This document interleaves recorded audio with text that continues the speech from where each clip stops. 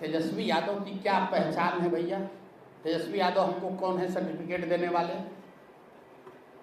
तेजस्वी यादव हमको सर्टिफिकेट देने वाले कब से बन गए? भाई तेजस्वी यादव तो मुसलमानों के रहनुमा हैं।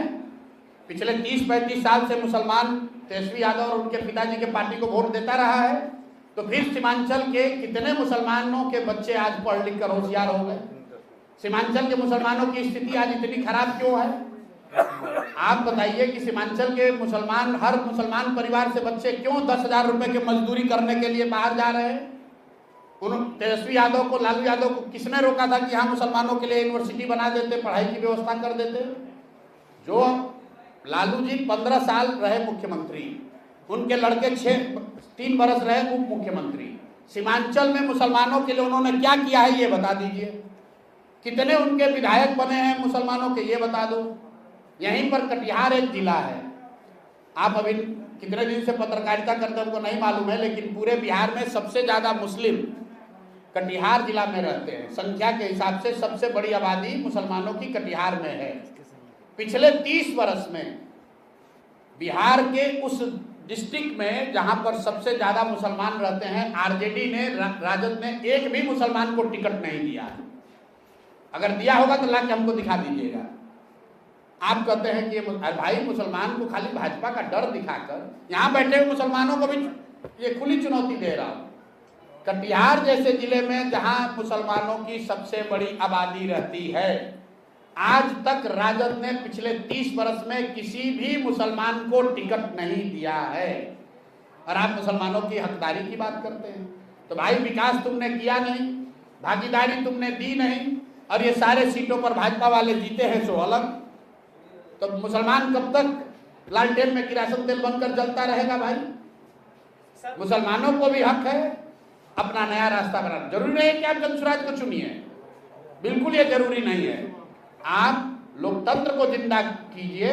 मुसलमानों से मैं इतना ही अपील करूंगा कि आप राजनीतिक बंधुआ मजदूर मत बनिए, जहां लोग जानते हैं कि सब जाएगा कहां।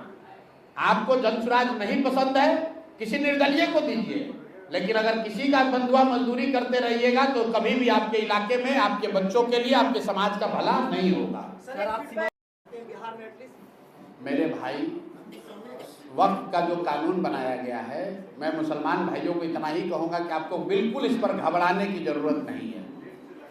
कोई भी भाजपा की जो सरकार है उसका नियत ये नहीं है कि वक्फ के जरिए आपको आपका जमीन लिया जाए या आपका सुधार किया जाए या वक्फ में ट्रांसपेरेंसी लाई जाए, ऐसा भाजपा दावा कर रही है। लेकिन उनको वक्फ से कोई लेना देना नहीं है। उनको विशुद्ध तौर पर हिंदू मुसलमान की राजनीति करनी है, समाज को बांटना है। और इसका बहुत अच्छा एग्जाम्पल आपने खुद दिया। सीए एनआरसी का जब कानून बना तो भाजपाइयों ने कहा कि ये इसलिए लाया गया है कि बाहर से आए हुए मुस्लिम घुसपैठियों को हटाया जाएगा चिन्हित करके।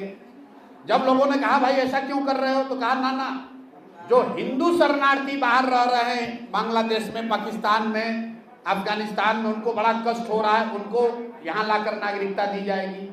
आप मुझे बताइए, पिछले 3 वर्ष से सीए एनआरसी कानून लागू है, एक भी नाम बताइए कि किस मुस्लिम घुसपैठिए को यहाँ से निकाला गया, या उससे भी ज्यादा जरूरी किस हिंदू को अफगानिस्तान से, बांग्लादेश से, पाकिस्तान से लाकर सीए एनआरसी के तहत नागरिकता दी गई।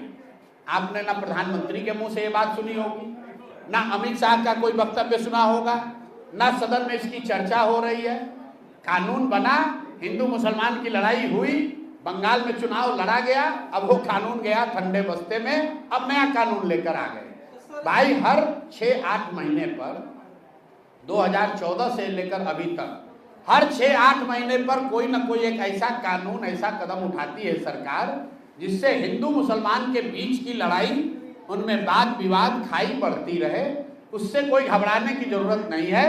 लोकतंत्र है, किसी के बाप का देश नहीं है। आप अपने सही नेताओं का चुनाव करें, आपको डरने की कोई जरूरत नहीं है। अगर कानून गलत है तो लागू नहीं होगा, और अगर कानून तो बहुत बना हुआ है। कानून तो राइट टू एजुकेशन बना हुआ है कि सभी के बच्चों को पढ़ाई की सुविधा मिलनी चाहिए, किसी के बच्चे को मिल रही है पढ़ाई की सुविधा।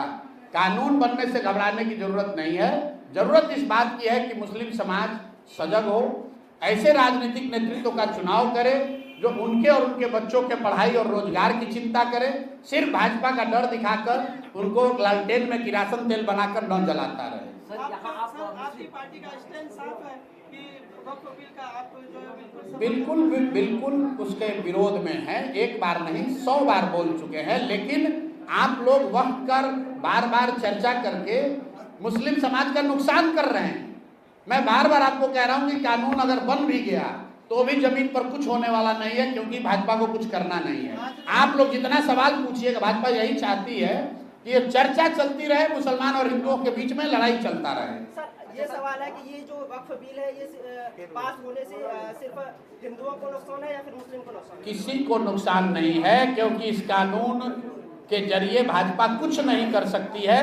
ये राज्य सरकार का मामला है, जो जमीन का मामला है, राजस्व का मामला है, ज्यादातर जगहों पर वो राज्य सरकार का मामला है। आप लोग क्यों घबरा रहे हैं? बेकार समाज को डरवा रहे हैं आप लोग। मैंने आपको पहले एग्जाम्पल देकर बता दिया कि सीए एनआरसी के तहत किसको अभी यहाँ देश से निकाला गया। सीए एनआरसी के तहत कितने लोग अररिया पूर्णिया से किशनगंज से निकाले गए हैं बताइए। अरे भैया इनका कोई हिम्मत नहीं है, ये खाली कानून बनाते हैं इसलिए कि आप डरिए और डर के आपस में चर्चा करते रहिए। अब आप लोग भी वक्फ किए जा रहे हैं और कोई आके खड़ा होके वक्फ के खिलाफ बोलेगा, मुसलमान लोग समझेंगे कि यही हमारा नया रहनुमा है। बिल्कुल इस कानून पर कोई बात करने की जरूरत नहीं है। केंद्र में उनकी बहुमत, उन्होंने सरकार कानून बना दिया। ये राज्य सरकार का मामला है, राज्य में बढ़िया सरकार रहेगी, आपको कुछ डरने की जरूरत नहीं।